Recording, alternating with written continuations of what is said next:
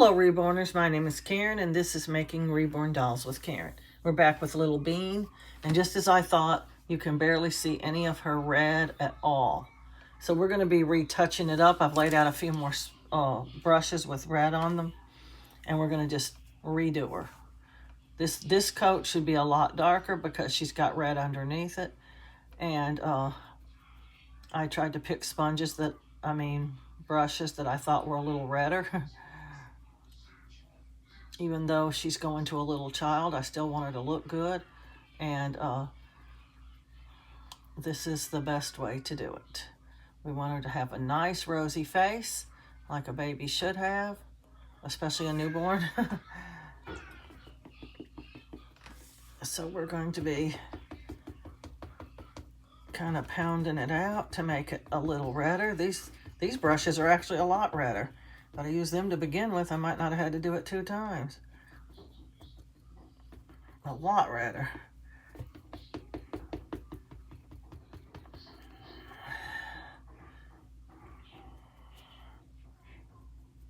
So we're just going to touch her up a little. Her purple shows pretty good. Once again, her yellow still shows across her nose, but later when the other paint's on there, that's not even going to probably show. A lot of people put yellow all over their doll. I do not, because I think it's just not good. But I'm going to put just a little on her chin.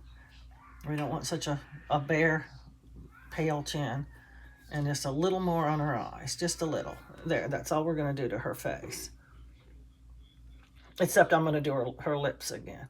Now, I've decided, after thinking about it, that since she's going to a little kid, sitting here and trying to put all those little stripes on her toes and her fingers is just not worth it. We'll do that to the next doll if we can. It's a very complicated piece of art that is not worth it for a kid doll. And so I'm just going to color her feet a little redder than normal, like this.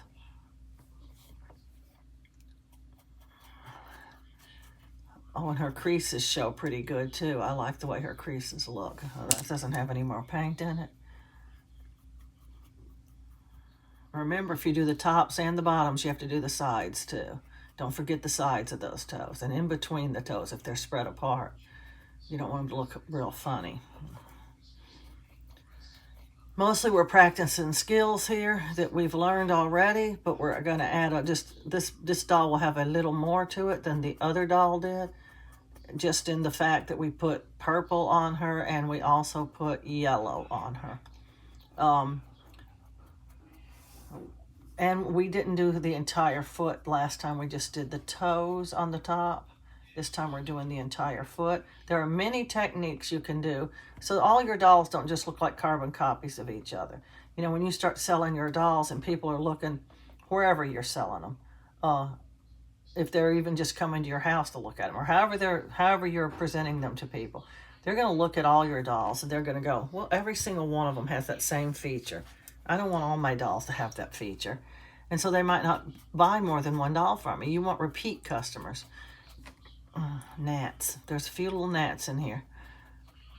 Anyway, if they see, oh, this one has a baby scratch, and that one has red feet, and that one has only red toes, and that one has this, and, you know, that one's a blonde, this one's a brunette, that one has green eyes, this one has blue eyes, you know, all different things you can do to dolls.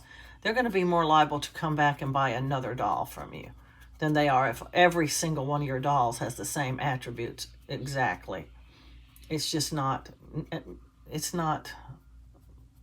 enough variety. People want different varieties. That's why people tend to buy from different artists, because they offer different things. If all your dolls offer the same things, you're not going to get many repeat buyers. And we want repeat buyers. I have a lady, there's several ladies that bought multiple dolls from me. They really liked a lot of my dolls. I try to make them, you know, fairly different. And there's just so many things you can do to a doll to make it different, but you can make them at least somewhat different, you know. And you don't have to make the hands dark or the feet dark. Just as long as they're a little pinker than the rest of the doll, it looks a little bit cute, you know. And people are looking for something that looks cute. these brushes run out of paint very quickly. They want cuteness in their dolls, but they want different styles of dolls. They might want one dark doll and one light doll and one with blonde hair and one with brown hair. And you can have a pale doll that has dark hair still. There's such of a thing as that. There's babies that are kind of fair skinned but they have dark hair. And you can have a blue-eyed baby that has brown hair, and just whatever way you want to do them. And as long as they're cute and they offer something. Every doll doesn't have to offer something different. You can have some dolls that are the same, but you want to offer variety. That's something that I think is important in any sort of a business. That's why manufacturers of clothing have shirts in different styles and different colors too. They might have the same style shirt in 3 or 4 different patterns or colors or something, and then they'll have this other shirt. It may have some of the same colors as the other shirt, but it won't have all the colors exactly the same. So, it's variety. It's the spice of life. So we're trying to branch out, do different things, have different dolls, make everything mixed up a little. I'm just not very big at making ethnic babies because I just don't know how. I never really learned that much. I can make a darker doll, but making one all the way that looks exactly like it's biracial or for that matter, any other ethnicity. I've made Lilani, which I think is a Hawaiian doll. I don't know what color to make her. What color are Hawaiian people? Are they kind of tan? I don't really know. And if you had a Chinese doll, what color would you make it? I don't know. I'm just no good at that kind of stuff. Oh, her little enhancements, her little purple enhancements show. Look at that. You can see her little elbow. Look at that. It's so cute. Anyway, that is her second round of enhancements. I've used up 5 red paint brushes doing it. I'll have to dip all those again. The best thing to do is have a second set. I have 3 jars of red paint brushes because I use so much red on my dolls. I'm now going to paint her lips again. I want them to be a certain color by the time we're finished. And the best way to do that is adding thin layers every single coat. Oh, I don't like the way her chin looks. It needs dabbing a little. It was just too much in a little ball there. I dabbed it around. So we're going to just put another really thin layer on her lips and try to keep them very smooth. And by the time we get finished painting her, she should have lovely, lovely little lips. This is an art too, painting the lips. I always try to smooth them out, even though they do have little wrinkles in their lips, just like you do. When you look in the mirror, you see that you have little lines in your lips. Some of them have deep lines in their lips, and they fill up with color. And if you can leave them like that, if that's what you want. But I like the lips to be very, very smooth. And so I smooth it out the best I can. And try not to make them any bumpier than I have to. Frankie is a good example. I'll show him to you again as soon as I get done painting her lips. He has kind of deep lines in his lips. And if you don't smooth them out, they just look like they have really, really chapped lips. I smoothed him out, and he still has kind of deep lines in his lips, though. Bean doesn't hardly have, her lines are very, very smooth. So they're easy to smooth out. All different dolls are going to have different kinds of lips. Some of them barely have a lip line to begin with. You almost have to make it up on your own. And some of them have a well-defined lip line. It's just different. See, here's Frankie, and you can see his lips have got deeper ridges in them. And if you didn't smooth it out, they would be really, really dark down in those ridges, and he would look like he had very chapped lips. And I don't like that look. I've made some dolls that ended up with that look because I wasn't experienced enough to know you really, really needed to smooth that out. That it was really important. And so I ended up with a doll with really dark creases in their lips, and I didn't like it. I've had my own share of little problems making dolls over the years, and you learn a few things because you have done it. You know, you've made that mistake already, and then you can tell other people, oh, you're probably not gonna like it. But as you're painting, you can see the color is getting too dark in those creases, and if you don't like it, you can smooth it out right then. If you do like it, just leave it alone and let it be lumpy like that. Because some people do make their dolls with the darker lines in their lips. And it's just a personal preference. It's whatever you like. I'm really, really picky about my doll's lips. I don't know why, I just am. I want them to be very, very smooth.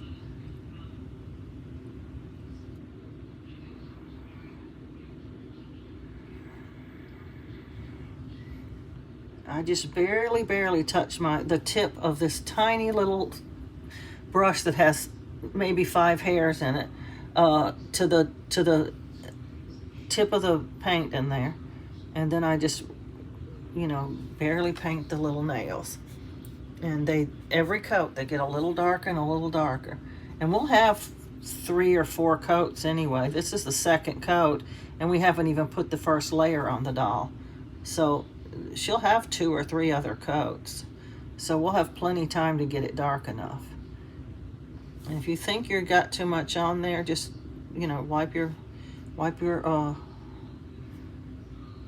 paintbrush a little on your paper towel and get some of it off, and re-wipe. That's too much. And re-wipe the nail, and it'll get a little bit lighter. See, that one's too dark. I don't know if you can tell because she's got red all over all of her entire hand, but that one is too dark, so I'm going to take a little bit of it off. There we go. That's better. It's hard to show that because with her hands being really red like that, you can't even really tell how dark the nails really are. I can tell because I'm really up close and in person with them. But on camera, it's very hard to tell.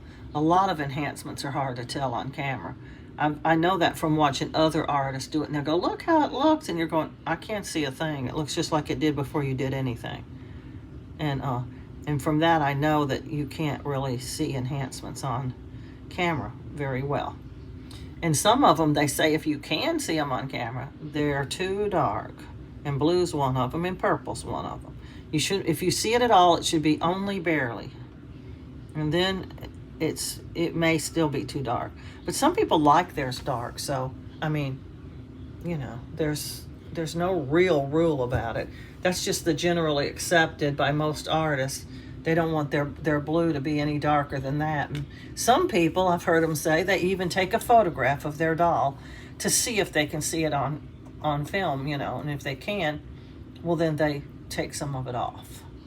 But anyway, that's about all we can do to her until she gets another bake. I know this is a very short segment, but she is pretty much ready to start taking layers now.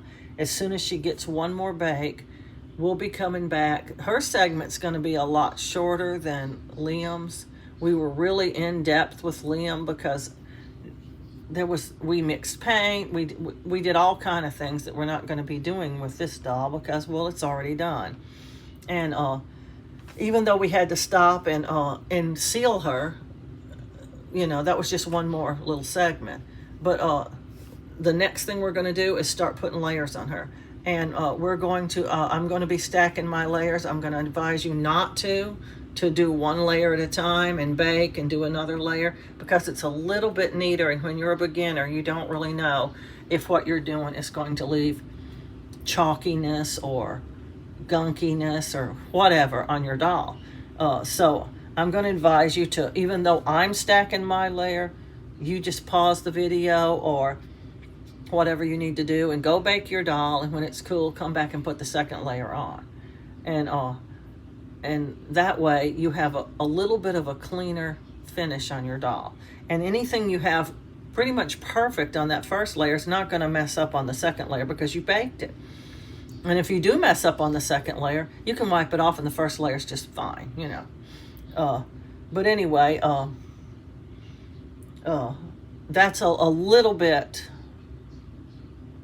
cleaner of a finish on your doll to not stack your layers. But once you get in the habit of how dark your paint needs to be and whether or not you're making something that's going to be chalky looking, it's perfectly fine to stack layers of the same color. I wouldn't do more than 2 layers because the third layer is going to definitely be too much paint before you bake. One thing you want to make sure is that when you do stack layers is that when you touch the doll, say you've put 1 layer on them, a lot of times I'll walk away, and this is when I'm not recording, because when I'm recording, I don't get up and do that. But I'll walk away and do something else and leave the doll sitting there for 20, 30 minutes or something to make sure it's very dry. And when I come back, I can feel, just by touching the doll, that it feels almost like it has powder on it. And you can tell that it's dry because it feels powdery. But if you're going to put your second coat on as you're still sitting here like I do, I use my heat gun a lot of times, and I just heat it until it doesn't look shiny anymore. It looks a little shiny and it looks a little wet, and if you heat it until that goes away, then you know it's dry enough. It's not as dry as if you let it sit and get powdery, but it's dry enough that it won't take off your other coat of paint. And if you, by chance, start seeing the paint is like not taken well, or say there was a little spot in this red where it just looked like it was coming back off, you need to stop immediately and bake your doll, because you'll never get that little spot to take paint until you've baked it. That's just something I've noticed whenever I'm doing my doll. Whenever it does that, it's got to have a bake. And then you're going to have to try to patch that a little with just a little paint on the part that didn't get any paint, and then bake it again. That's a repair. Repairs are not that hard. I've already had to do one just here recently where I was baking Emmy. I just finished giving Emmy hair. She was one with the really hard head that broke all the needles. When I was taking the dome off of my new wave oven, when I was picking it up and coming across with it, I didn't pick it up high enough, and the hot dome touched, it's kind of curved, and it just touched her head just in enough space to make a little line going down like that on her head. And I said, oh no, I've sheared off some paint. And not only that, the paint around it looked burned. So I said, okay, I'm going to have to repair that. And what can I do? So I decided I would just make the area a little bit red, because, if you scratch yourself, around the scratch is going to be a little bit red. So I made the area a little bit red, just dotted on a little bit of red paint and kind of, pounced it around and made sure it was just only light red, so it would cover up that scorchy look. And then I took my paint that I use for scratches, and I made a little scratch right over the part where the paint actually came off. Covered it just fine. You can't even tell. It looks like you really wanted a scratch there. So there are some things you can do to fix your problems like that, but sometimes it's just a big mess, and you just have to strip the doll or leave it the way it is, or do something a little bit not so professional looking to get. I've had plenty of times I had to do that and go, well, it's just going to have that, it's just a little bit darker, a little bit lighter, and it's just going to be there, and I can't do anything about it. And so you just sell it for a boo-boo or something, or donate it. A lot of times I donate them because, elderly people in need do not care.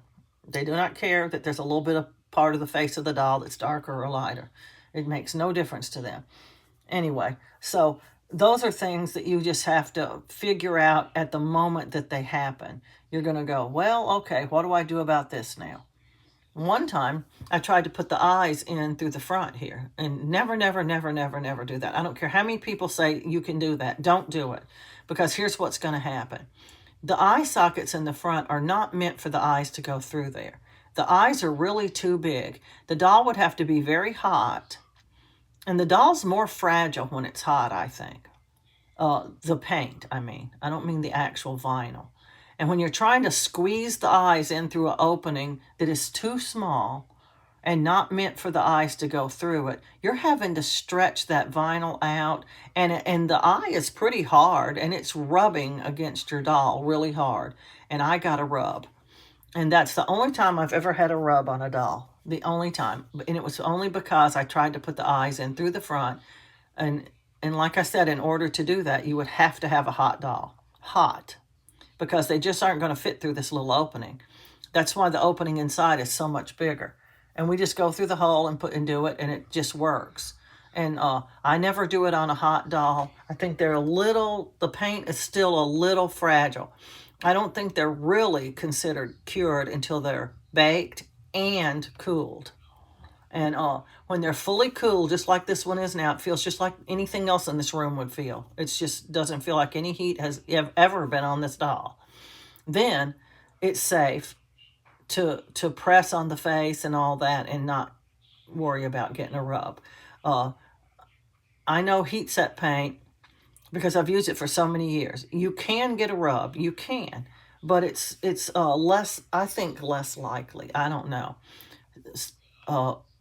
Air dry artists say I never get a rub either, but every time that I've ever experienced, well, not every time, but I'd say at least 90% of the time in my doll group, when somebody says, oh no, I got a rub, I'll ask them, are you air dry or heat set? And they'll always say air dry.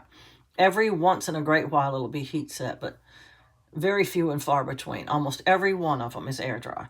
But I personally, I'm just going to darken the inside of her nose a little bit. It's just not getting any color really. That's better. Okay. I just like heat set because I guess that's the way I learned. Back when I learned, practically nobody was doing air dry. Now they did sell air dry paints. A Bountiful Baby sold Golden. It's a certain brand. And I didn't even know what it was for. I just thought it was another heat set paint. I don't know. I didn't even know there was such of a thing as air dry. Everybody I knew or heard of or followed or watched a video of or anything was using heat set. So naturally, I did heat set.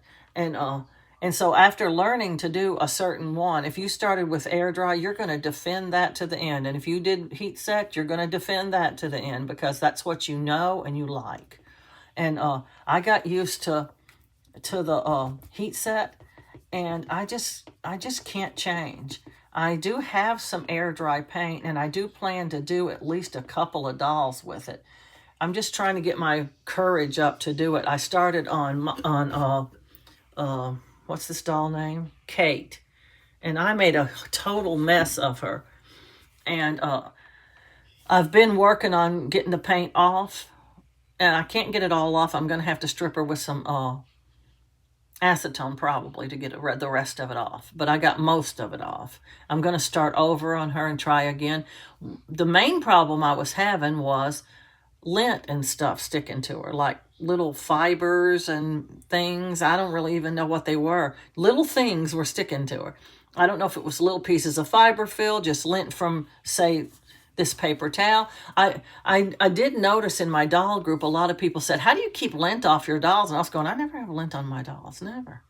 And whatever does get on this doll, when she bakes, it's going to just fall off. And so I didn't even know how to respond to anybody that said that because I just don't have that problem.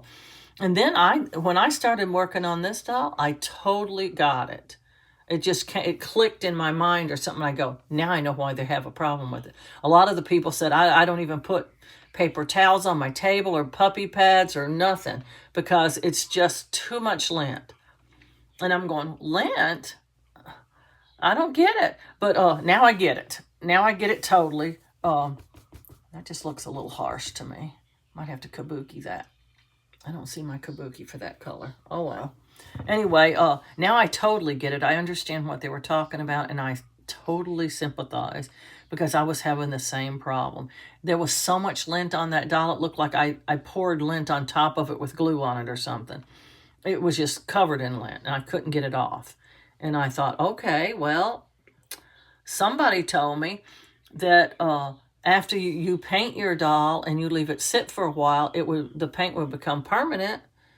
So, and then not even alcohol would take it off. It would have to just be acetone or something. So I thought, okay, well, great. I'll just wipe her down with some alcohol. Well, the paint started coming off. And I thought, well, maybe I didn't leave her sit long enough. And then somebody else told me, no, it has to be sealed. before the paint won't come off. Well, I didn't get that far, so I just went on and used some alcohol and took the rest of the paint off of her because some of it was off anyway. And so, long story short, I put her up for a while so I could reset my brain. But I am going to go back to her, and I'm going to try to do a tutorial on, not that I'm any sort of authority, I need a tutorial myself to do air dry because I am totally no good at it. But I'm going to try to do some sort of a video on air dry. I may do this doll first and get a little practice and figure out what works and what doesn't work, and then do a video. I don't know yet. If I can't make it work any better than I did the first time, she'll be the only doll I do. I don't know. I'm just struggling. And it's one of those things where you're going, okay, what do I do next? Should I do this? Should I do that? What do I do? And, you know, that's one of the reasons why I stated that I didn't want to mix paint colors and stuff, because I don't want to worry over what I'm doing. I don't want to fret and be struggling. I was struggling. I want to enjoy my art. So I'm going to try to make it work where I can enjoy doing it. I think that if I can figure it out, I would really enjoy doing air dry. But I'm having trouble figuring it out. It just seems so hard to me. I have to say, people who do air dry, they deserve a gold star or something because it's difficult. I personally think that heat set's much, much easier. And yes, there's the troublesome thing of baking them and letting them cool and all that, but I'm so used to it. I don't know if that really is an incentive to do it or not. I mean, if you're just a brand new artist, you just have to pick which one you want to do. And they both have their pluses and they both have their minuses, and you'd have to just weigh them out. Which one would I rather put up with, this or that? Which one's better at this particular thing, this or that? You know, it's just a preference, I think. And a lot of people really love air dry, and another set of people really love heat set. So, I mean, how do you figure it out? You just have to try. I do know that if you go with either, what was that kind I bought? It was pretty cheap. Waterborn's pretty cheap. I bought a whole set of different colors of Waterborn. I think it was $30-something. That's not that expensive, and you mix it with water, so you don't even have to have paint thinner, you know. And it came with all the little solutions with it that you needed to mix in. The only thing I bought was 2 extra colors that I thought I might want, to try it, that's certainly worth it. Now, you do have to use different brushes that have never been in heat set paint, because you can't wash them good enough to get that oil paint out. But it's worth a try. I'd have to say, if you're starting out brand new, heat set would be a little more expensive to get started, because you have to have a lot more things than air dry. But it's just a preference on how the doll looks when you're finished, all the different steps you have to do, whether or not you want to bake or not. All these things are just things that are personal preferences, and you have to figure it out yourself. Nobody can tell you, yes, this is definitely better, because that's just an opinion, you know. In my opinion, heat set's better. In somebody else's opinion, air dry's better. It's just which things about it do you like the best, you know. Some people say, I wouldn't even consider heat set because you have to bake. Other people say, I wouldn't even consider air dry because I don't like the way the colors look. And some people say, oh, I don't want to mix paint. I want pre-mixed colors. Well, they both have that. And so, I mean, there's some things that both of them do offer. So, really and truly, if you don't try them both, you don't know. But my personal preference is heat set. But there are a lot of different ways to do both of them. Different paints, different techniques, different pluses and minuses. It's just all what you want to do, because it is your art, and you're going to pretty much do what you want to anyway. And that's my take on it anyway. There are some things I really like about air dry, and one of them is there's no smell. You don't have any paint thinner smell. You don't have any baking. Now I bake outside, so I don't smell that anymore. But I used to bake in the house. I used to put my new wave oven over by the window, and then I'd put a fan right behind it, and it would blow anything that came out of the oven. It would blow it right out the window, and that did help a really lot. But I could still smell it.